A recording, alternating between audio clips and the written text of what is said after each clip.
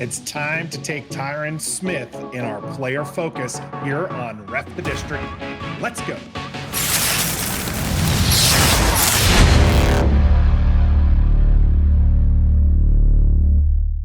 Greetings and salutations, and welcome to Ref the District's Player Focus. Today we'll be taking a look at Tyron Smith, a free agent offensive lineman. And of course, we're going to be bringing you content like this all the time on both our YouTube channel and in audio. So make sure wherever you are listening to this that you've liked and subscribed. I'm Nathan Perry. That's the Stoner here from Ref the District on the Believe Network.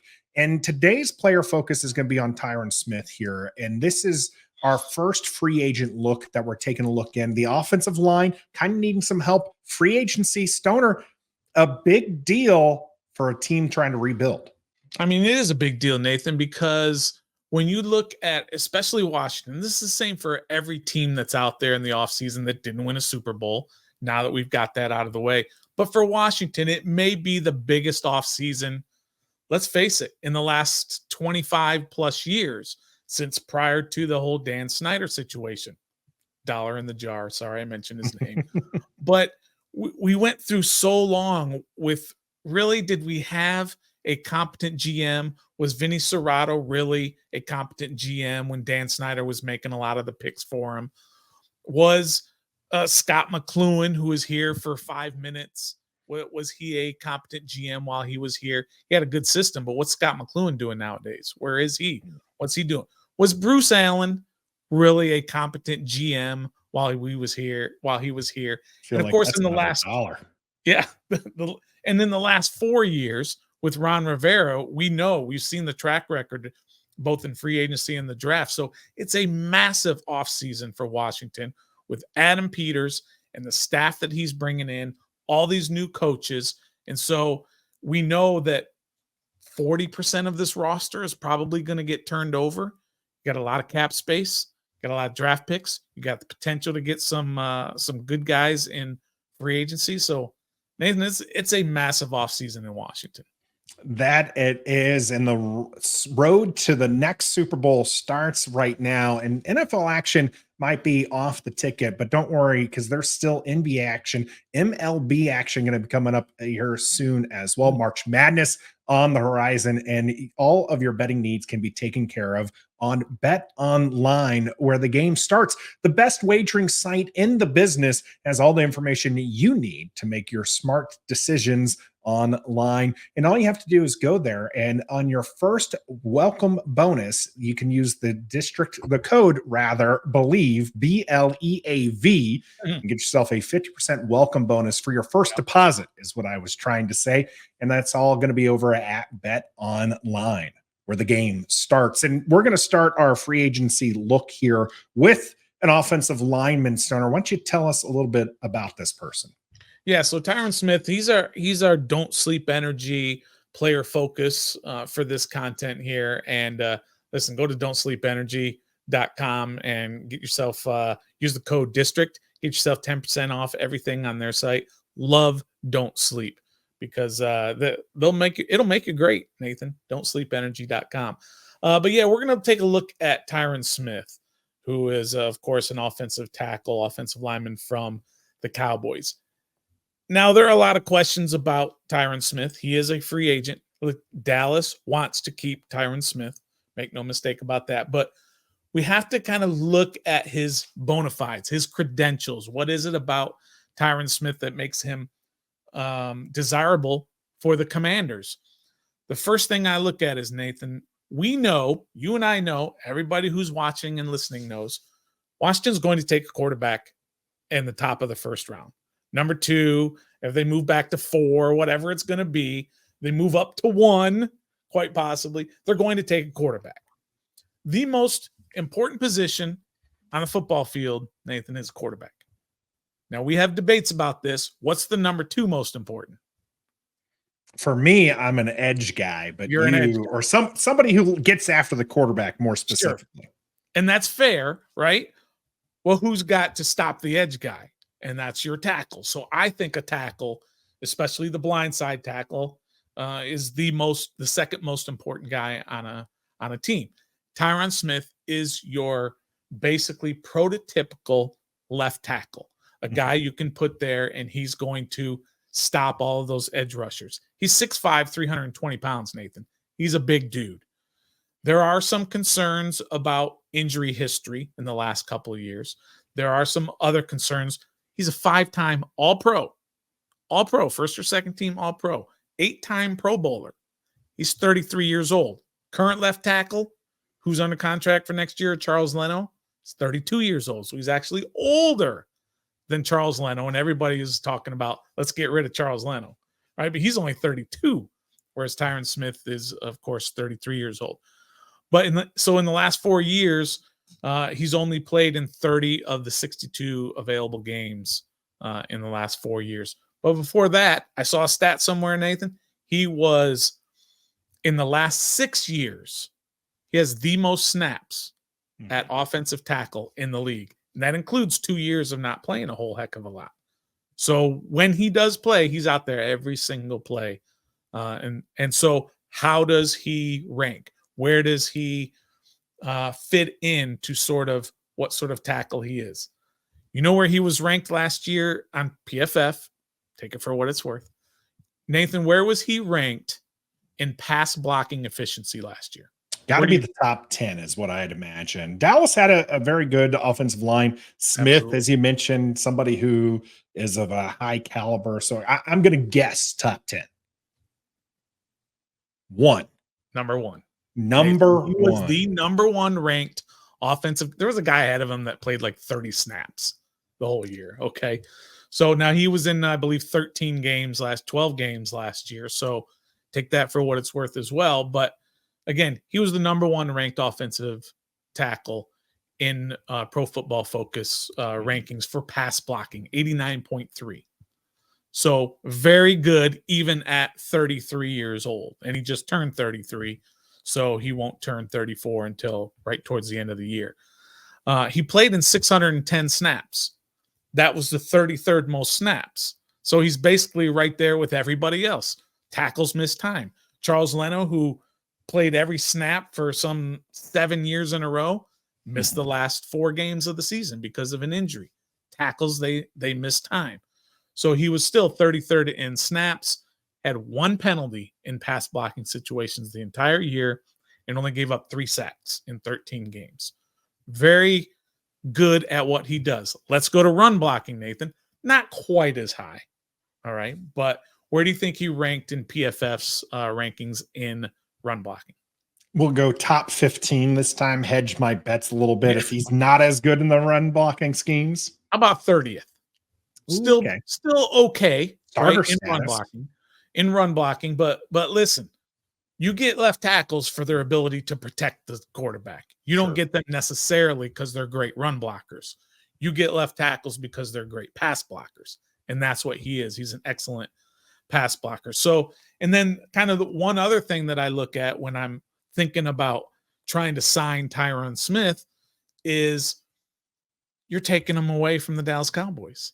We like what Washington is doing by taking Dan Quinn from the Cowboys and Joe Witt Jr. from the Cowboys and Bobby Johnson, the offensive line coach from the Giants, and Brian Johnson, the offensive coordinator, who's now going to be the quarterback's coach from the Eagles. You take away from teams that were better than you last year. You take away some of their coaching, their best coaching, and you put them on your side. You do the same thing with players. You take them away from the Dallas Cowboys. Now you've got yourself something. Now you've got something that you can build. And if you're going to have, I can't stress this enough. I don't necessarily want them to take a left tackle early, a young left tackle, if they're going to take a quarterback. Give that quarterback a left tackle who's experienced and is going to understand how to protect him. I know we all want to kind of grow together as a young left tackle and a young wide receiver and all this. I want my left tackle to be experienced. Yeah. And Tyron Smith is exactly that. I think that there's some fair points there, Stoner, but I'm going to try to needle a little bit here. I'm not saying Smith would not be an excellent get for Washington, but there are some serious concerns. Okay. You kind of glossed over 2 of them. I'm going to marry them together here. All right. He is 33 years of age. All Sure. right, which would make him older than our current left tackle. I'm not going to try to sit there and say that Charles Leno is on the same level as Smith. All right. I'm not going to take that heat from the Right. comment section here. But what I do want to point out is that you're trying to say that, oh, yeah, Leno missed the last 4 games. Those were the first 4 games that he's missed since becoming a starter. Sure. Smith has missed significant time over the last 4 seasons, and he's not getting any younger. He's 33 years of age. How can we be so certain that taking him and spending money on him is going to be a good thing for Washington if he only plays half the games? Yeah, I think that's fair, Nathan. I think that's a valid concern with a guy like him because of his age and because of his injury history. I think so this particular year he was in 13 games, but last year was only 4, the year before 11, the year before that only 2. But most of the other years he's at 13, 15, 16. He's going to miss games. Even in his healthiest seasons, he's going to miss a game or 2. But again, if you have a situation where you're a young team and you're trying to build something, that's where maybe you draft a left tackle in the 4th round, as an example. Is it? I've already forgotten his name, but who's the tackle or the offensive lineman they took in the 4th round that never even made it out of training camp because of injuries? Not Brandon Daniels, Daniels. Brandon Daniels. Is it Brandon? D with a name. Yeah, he got on injured reserve too quick for us to even Right. get to know him here. So get Braden a guy like Daniels. that. What is it? Braden Daniels. Braden Daniels. That's right. Thank you. He's so forgettable because of not doing anything. But get a guy like that in the 3rd or 4th round that you can develop so that when Tyron Smith does miss some time, that's when he gets in there and gets that playing time. Next season is not about 10 wins and 12 wins and playoff run and everything. It's about developing that young quarterback, Sure. whoever that's going to be. So if your left tackle does miss a couple of games, it's not the end of the world. It's not like, oh no, now what are we going to do with so-and-so in at left tackle?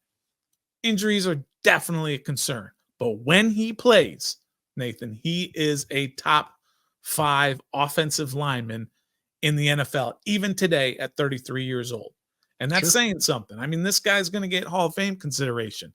That's how good he is. 5-time All-Pro, 8-time Pro Bowler. So, again, I like that. I understand the concerns about his age and injuries, but he's a chance. He's someone I would take a chance on. All right, let's get to my next kind of concern here, Star. All right. A lot has been made about how much cap space Washington has available to them. Yeah. That cap space shrinks in a hurry, especially when you get someone like Smith who has that pedigree, who would command a large salary. Is it wise for Washington to spend that much of their cap space improving from Charles Leno, who, while everyone loves to hate, is better than what people think? Charles Leno is a very serviceable left tackle. He's not an all-pro left tackle, but you're taking from, we'll say, like the 20th best left tackle to next year, depending on how much he plays, could be a top 5 to top 10 tackle. Mm-hmm. Is that worth that much in cap space compared to filling out some of the other holes in the roster? I think he is, and here's why. Charles Leno is about a $13 million cap hit next year if he plays. $8 million, maybe it's even more. I think it's $15 million next year if he plays. 8-some million if you cut him, the dead cap. Yeah, dead cap hit. Okay, so you add what you're going to have to pay Tyron Smith, probably in the neighborhood of a 2-year, $25 million is what you're going to have to pay for a Tyron Smith. Because of his age, you get a little bit of a discount, if you will. You get a little leverage in your negotiating. So if you do give him 2 years, $25 million, now you're talking about $12 million annually for him, the $8 million dead cap. But of course, you're saving with that dead cap. But still, you've got a net somewhere around there of about a $15 million hit. If you take what he's going to make and the savings you're going to make from cutting Charles Leno, and you're looking at about the same amount as Charles Leno, and you're upgrading at that position. You're protecting your young quarterback more than you would if Charles Leno. It's almost like a watch, a wash contractually next year. The year after that, you're still going to be paying, whereas you would not be paying Charles Leno, but you figure that out when you get there. So for this upcoming season, if you can get a 2-year, $25 million type deal, that's kind of what you're looking at contractually wise, cap space wise. You're looking at basically a wash.